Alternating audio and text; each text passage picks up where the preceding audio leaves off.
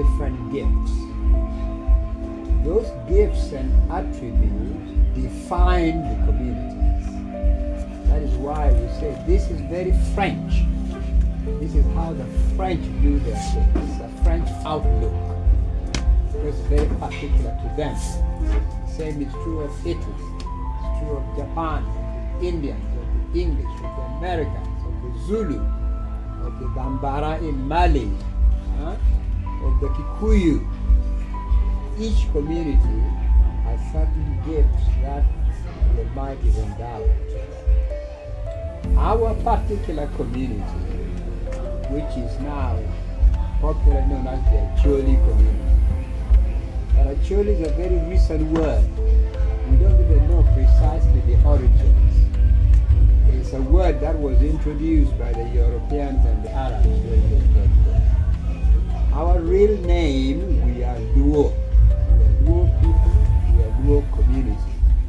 The same Luo which is in Ethiopia, the same Luo in South Sudan, in Central African Republic, in Congo, in parts of Uganda, in Kenya, in Tanzania. Where we are located is what makes, vis-a-vis the other Luo community, is what made Professor Bethwell about call us the Central Luo. The Central Luo are the Luo in this area of Uganda. The Acholi Luo, the Jonam, the Yalu, the Kumam, the Central Luo. The Acholi Luo community is incredibly blessed. It's sad that we ourselves may not be fully conscious of the magnitude of our blessings because we take so much for granted. I have been all over the world, in Asia, in the Americas, Europe, all parts of Africa, Australia. I've been all over the world.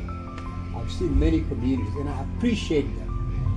Every place I go, I want to know what makes them tick. I want to know about their cuisine. I want to hear their language sound in my ears, even if I don't fully understand it. I want to go to their marketplace and see what they sell, what they eat, how they dress. I want to know about their history, their dances, their music. I am incurably curious to know and lap up all that everywhere I go. So this has given me a good sense of various communities around the globe. And I can say without any fear of contradiction that this society, the Acholi Luo society, is one of the most blessed on earth in terms of civilization, culture, and heritage. Let me just try to focus on four aspects of this. The one is the upbringing of children. This was something very particular in our society. Extremely important, not invested in it, and done in a very systematic way. It is the responsibility of parents in the first instance, then the outer relatives, the uncles, the aunties, the grandparents, the older cousins, with a shared responsibility from within the village to further out. Very, very important. And you gave the example that every evening in each of our compounds, every evening everybody would gather around the fireplace, that is when young people will be told stories, fables, they will be instructed, they will be taught, so that our young people from the very early age, two things happen. One, the inculcation of values,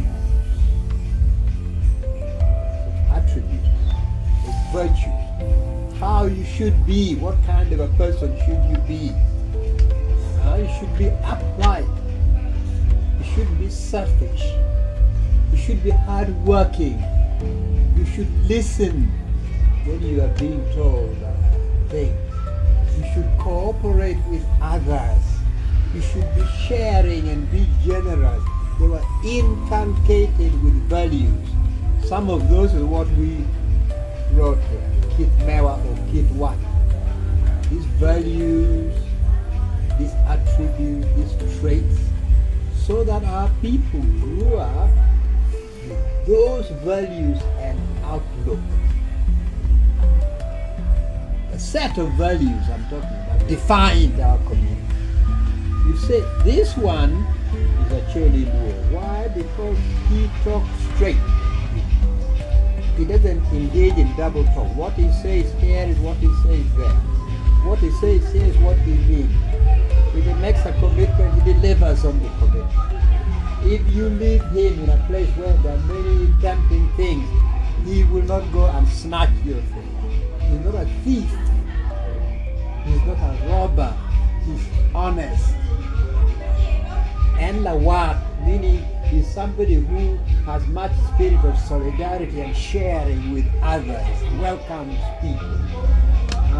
So there are a number of specific attributes, values, traits that were inculcated in young people, in the home, in the Wang O, by all the participants I just had.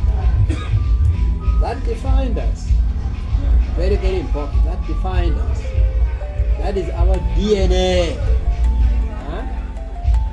And from that, we gain a huge measure of soft power. What makes a society great is not the land. It's not the oil beneath the land. It's not the size of the country. UK is not a very big country. Whole of England and the United Kingdom, tiny islands. Japan is not very big, and yet their weight in the world. Singapore is just really, you could say, is an expanded town, a big city-state, but its weight in the world is huge. So what makes a society? What makes a society respected and visible, have influence and impact is Kit Mewa, Kitwa. Meaning the outlook of the people. In our case, talk in young people. The outlook, how they look at things. Their spirit and sense of identity, who we are. We are the Japanese, we are the English, we are Americans, we are the French, we are Zulu. That is what is important. Their sense of who they are.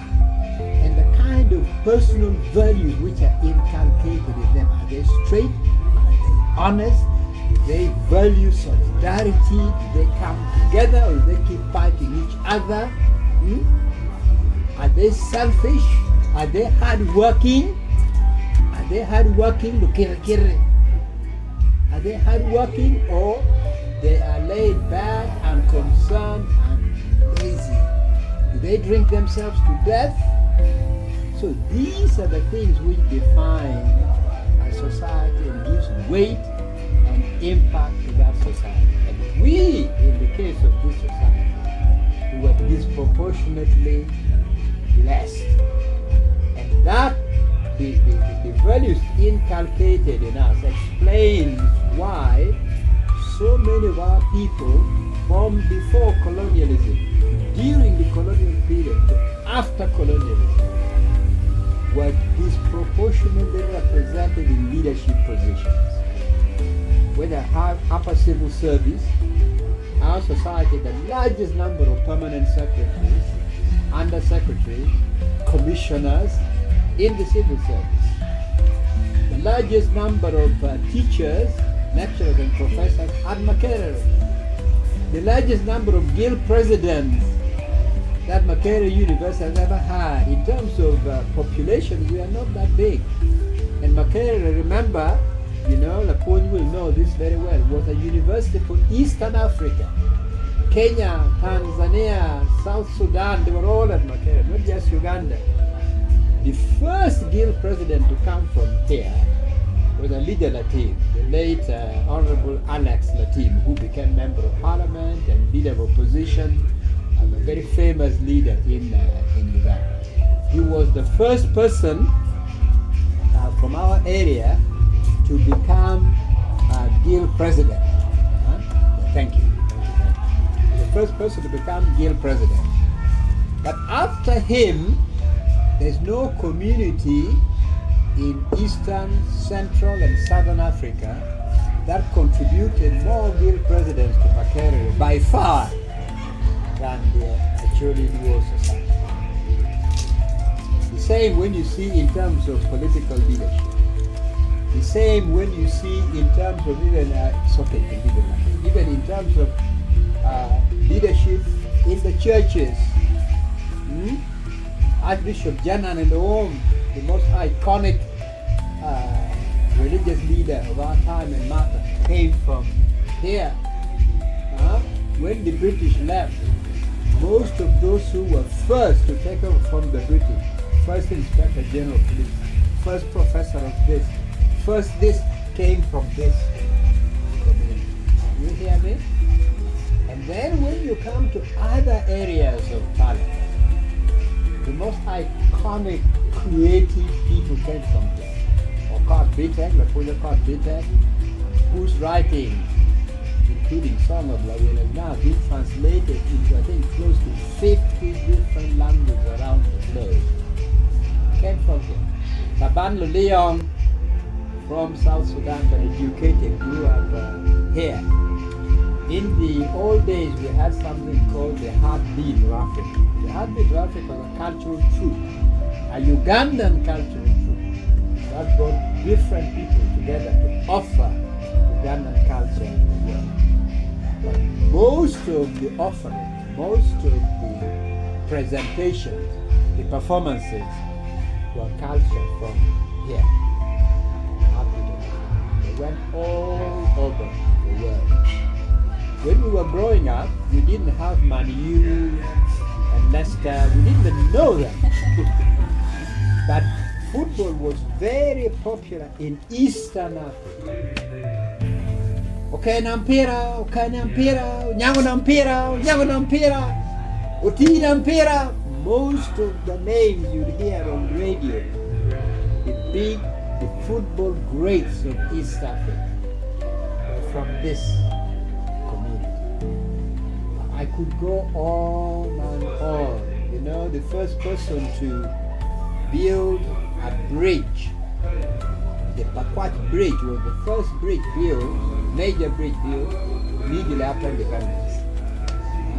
And engineer Justin Okot from here, not a Mzungu, not a European, who designed and supervised the construction of Pakwach Bridge, the first bridge, major bridge built after the independence, from this community.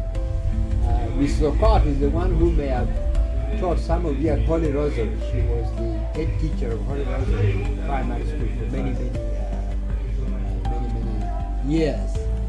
So when we are talking of pioneers, Professor A.M. Udoma, the medical school, the first to become Mr. When you are a medical doctor and you are so senior, so clever, so experienced, the English turn it upside down.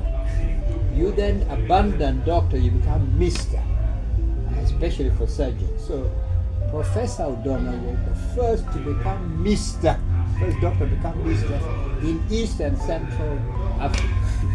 So when we're talking about pioneers, pioneers in terms of Africa, in terms of Uganda, disproportionately they came from here, from this community. So that is the soft power, is the outlook taught in the children, is what our parents instill in us, is the kind of character, kind of conduct, kind of behavior that makes that possible. Then there is the issue of formal European education. In Luo we speak of Ponye. Ponye is what we receive from home, from our parents, at one home. That is Ponye. It is upbringing, it is inculcation of values, exposing us to life skills and to character building. That is Ponye, what we receive at home. Then there is Kwan. Kwan is the formal European education that you receive in the classroom. The reason why our people did so well in Kwan, in the classroom education, when the Europeans came, is because there was already a deep-rooted foundation of Ponye, of inculcation, of instruction, of forming young people at home, at the one home, by the parents, by the uncles, by the aunties. So when the classroom formation came, it just built on what was already there. And the kind of values instilled in our young people ensured that our people performed disproportionately in classroom learning. In classroom learning, a child, most of the names I could give you of the first, Uganda and Africa, they came from remote villages. They didn't come from Bulu Town or Chikun Town. No, they came from remote villages. They had their primary education in the villages. Teachers like Laponyo were in the villages, very clever teachers, very able teachers. They produced first grades, who then went from the primary school to Bulu High School, to St. Joe. In those days, we called it St. Joe, was junior secondary. And then from there to Nyapea, to Kisubi, Nameliango, King's College, Budu, Gaza. So we were disproportionately active and achievers in the area of Western education. I have a friend, my doctor in Kampala. I was telling him about what has happened here, how education has collapsed. We are no longer producing the kind of people we used to produce. He was distressed. He was so sad and said to me, this is a huge tragedy, unfortunately, because your community, the Acholi community, was a powerhouse of education. This is his word. Meaning you produce so many leading people in all sectors, in all professions. And if you're now describing to me how this has collapsed, a huge tragedy, this is not an Acholi speaking. My doctor from Kampala saying this was a powerhouse of education. So our tragedy today is that if in the 40s, the 50s, 1940s, 1950s, 1960s, 70s, before the Idi Amin era, we were the leading community only competing with the West Mengo district. Actually it was then a district, one district. And I think Buganda was divided, I think, into 2 or 3 districts, West and East Mengo. Actually would only compete with West Mengo in terms of achievement in education, whether results of primary school, junior school, senior 4, A levels or university. All that is now collapsed. Massive tragedy has struck. So we have to do something about it. You hear me? So I'm speaking to you about our soft power. I know all of us get very excited about the land, we wrangle about them. We are now shedding blood because of the land. The land is important, but our real source of strength and power is not the land. It's not the oil in Noya. Plenty of oil in Noya. It's none of those. Our real power is who we are. The kind of people we are, the kind of spirit we are, the spirit of competition, the spirit of high achievement, the spirit of doing things well, not well, with skill and attention. That is what our real power is. That is what made it, that is what catapulted the Acholi Luo to a pedestal in Uganda, in Africa, and in the world. When the Europeans first made incursions here, you go to the archives in the UK, you'll find these. One European explorer after another writing that I came across a community which is unique and very unusual in the heart of Africa. And then they'll describe this community, the Acholi Luo community. They'll describe how they bring up children, how orderly things are in their home, how clean the compound is and the homestead is organized, how their governance is very systematic under the reward, and how they teach skills, how they discuss issues and settle them. They were awestruck by what they found within the Acholi community that they didn't expect. So this is not new, this is ancient, this is deep in our DNA. And not just for the Acholi Luo community, for the entire Luo community, meaning the Luo community that remains behind in Ethiopia, the Nyak, the ones in South Sudan, the one in Congo, and the one across the Nile here, Alu and Jonam, Kumam, those in Tororo, those in Nyanza, the same DNA, the same attributes is the reason why, for example, today you say in Kenya, why are the Luo so educated? Why do they occupy disproportionately leadership positions? Why are they, coming up with ideas and proposing things, and they provide intellectual and political leadership? Is that DNA? Same here in Uganda, same in the Congo, same in Sudan. That is our soft power, which means, my dear friends, if we lose the soft power, if we lose our character, our values, the traits that defined us, that propelled us to great heights, then we've lost the plot. We're finished. No amount of money, no amount of grabbing land, no amount of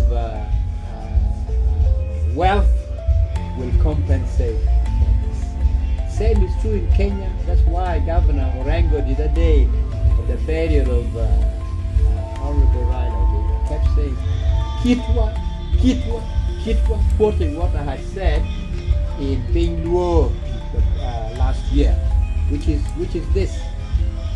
This is our strength. This is our soft power. This is what makes us, when we lose this, we've lost who we are. We become not just ordinary, but worse than ordinary.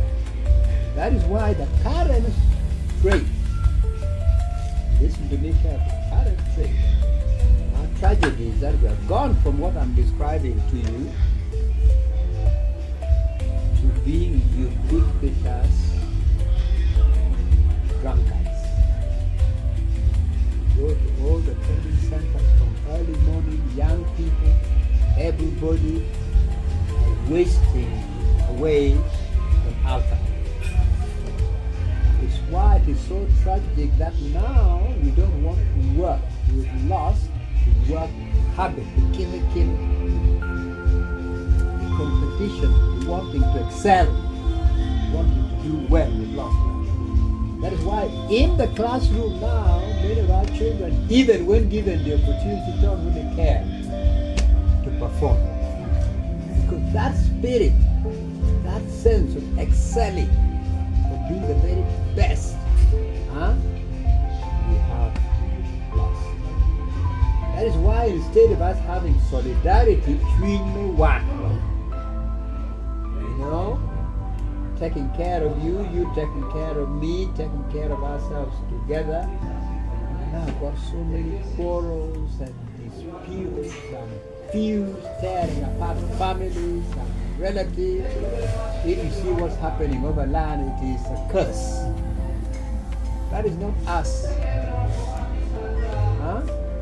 If you now see how we have become thieves, never heard of in Acholi. You could leave the granary store open, nobody would interfere with it. The homes, the houses would just be, you just close it but you don't lock it. Nobody would dare enter. Livestock would be somewhere in the crowd. Nobody would go and steal your livestock. Or go to your field and harvest your maize, harvest your millet, your sesame, or whatever you've got in the field. It was unheard of. That was taboo. And Luo and Acholi. All these things have now become commonplace. Am I wrong? Have now become commonplace. So our real challenge is to fight day and night to reverse this trend, which is a trend unto death. This is an existential challenge. We are finished as a community if we continue this way. We must reverse this. Kitwa. That is where the struggle, that's where we shall win or lose this struggle. Huh? Now, what brought us to this? No need to go into it today in any detail, but some very specific tragic historical episodes. I think the opening episode, the opening tragedy came with the Idi Amin regime and the Idi Amin era. That particularly targeted the Acholi community and followed by and decimated the leadership, the intelligentsia, decimated. We never recovered from that. And then came the war that lasted some 20 years, the war between the government and the Olara, with untold destruction and atrocities that took place. Then came something worse than the war, which is the herding of the entire society, entire society in camps. All over, dotted, people concentrated in camps, all over. That lasted some 22 years. In abominable condition, no parental authority, no inculcation of right values, no tilling of the land, no going to school, everything collapsed in the camps. So, those who went into the camp were Luo Acholi, with the attributes I will describe it. But the community that came out was a different community, no longer Luo Acholi. And then add to that the wholesale confiscation of livestock. Because our economy in the past was agriculture and livestock. That's how children were paid for in schools, agriculture and livestock. When the livestock was taken en masse, their entirety, the economy collapsed. So the Idi Amin period, the war between government and NRA lasted some 20 years. The internment of people in camps for over 22 years destroyed this society, eviscerated everything. So the impact is now what you see all around. And our real challenge is how we can reverse this existential. What is existential challenge? When there's an existential challenge means you are hanging by thread on the edge of survival or death. It's on the edge. If you slip this way, you're dead, finished. If you're lucky and slip the other way, you might survive. That is an existential situation. When you're facing an existential challenge, you are just hanging by the thread on the border of life or death. That is where our society is today. So you, the young people, have your work cut out for you. How to reverse this catastrophe. how to reverse this tragedy and slip on the side of life and survival, then begin to rebuild, regroup, reorganize, reform, transform. And that is why, by the way, we have started this project, this initiative called Rocho Pajo. Rocho is reviving, rebuilding. It's something that was vibrant, alive, dynamic, but died, or almost died.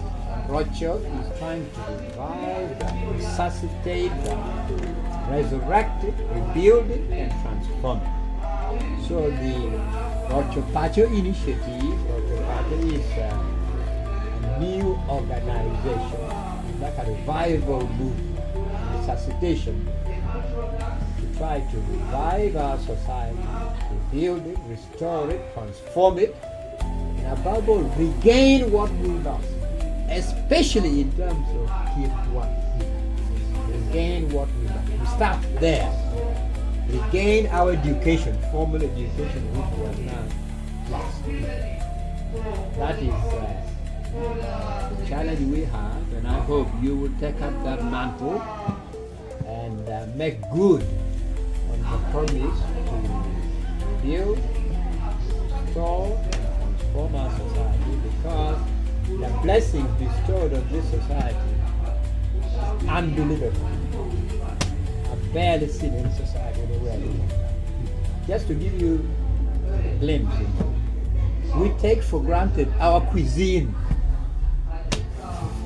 You move around the world, there are very few societies which have the cuisine, that is cooking, that is so many dishes of different kinds, all incredibly delicious and well prepared. Even our neighbors, even other societies in Africa or Asia don't have that. I remember once the French ambassador in Paris, I was living in Paris, and he came to a concert for Geoffrey Oriema, the musician. Organized a concert for him in Paris. We were just beginning. So the French ambassador in Uganda was on leave. When he learned I was from Uganda, he rushed to me and said, "Where are you from?" I said, "Oh, I'm from Gulu." "Oh, you're from Gulu?" I said, "Yes." He said, "You know, I've been in Uganda 4 years. We were not allowed to travel out to go up north. But just before coming on leave, the president was visiting Gulu and asked all of us to come to Gulu. And they prepared some food for us, and I was shocked." I said, "What do you mean you were shocked?" He said, you know, we the French, and it is true, that's the French, pride themselves on their cuisine. It's one of the things that define them, that they really tout to the entire world, that their cuisine is the best in the world. So the French ambassador said, "I was shocked to discover a society, a community I never heard of in the middle of Africa has a better, more varied cuisine than the French." It's coming from the lips of the French ambassador. But we take all this for granted, don't we? We shouldn't. We should. Then you come to our dances. How many communities in the world have as many dances and songs of different groups, for youth, for women, for women and men, for courtship, for marriage, for war, for celebration, all lined up systematically from here to Kampala? How many societies? Hardly any. Our wonderful brothers and sisters from Bugisu have basically one dance, Kadodi. You would think there were 1,000 dances, you know, when they get involved with it and they're celebrating one dance, Kadodi. And you have all manner of dances for different groups and occasions and drums and musical instrument. This is not usual. This is unique, unusual in the world. Incredible blessing. You come Ododo, you know, a bit all over the world. He picked up short fables like the Europeans have. Very short fables, little parables. That is the Ododo. But here you have elaborate stories with the hair, elephant, telling great stories that teach you. Only here you have Olara. Only here you have coach. And the Olara are in hundreds.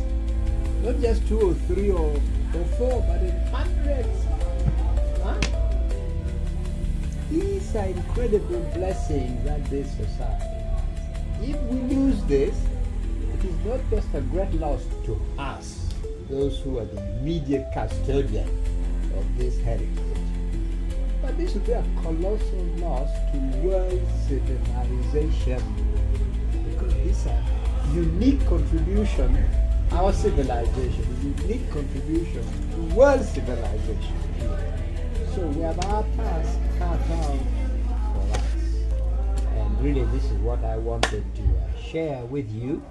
I'm happy to take any questions and any comments that you may have. Thank you.